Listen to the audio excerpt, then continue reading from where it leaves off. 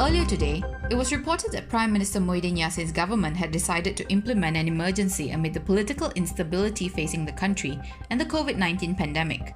The question on the minds of many Malaysians is, what does this all mean? The younger generation of Malaysians had never lived through an emergency.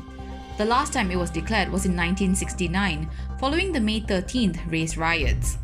Just like then, will we see curfews and military presence on our streets?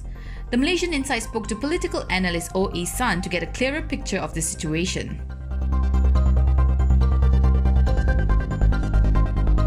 According to Dr. O, constitutionally, an emergency is implemented when a country is facing situations such as armed conflicts, domestic disturbances, or economic calamity, but these can be widely defined. An emergency would mean the suspension of parliamentary democracy and rule by decrees.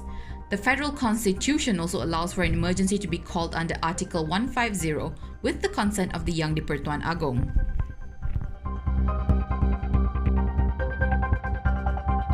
The superficial reason, Dr. O said, is of course to fight the COVID-19 pandemic.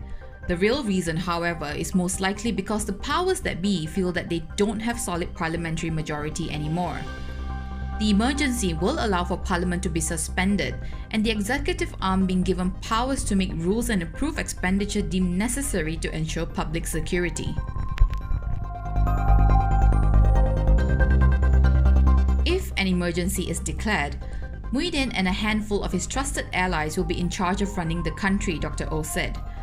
Politically, Muhyiddin has come under pressure lately, with UMNO threatening to withdraw its support from Perikatan Nasional, which currently has a slim majority support of only 113 MPs in Parliament.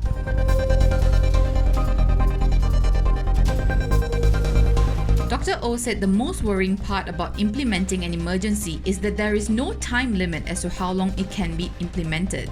When the political instability and the pandemic subsides, he said it will be up to those in charge to justify a return to democracy.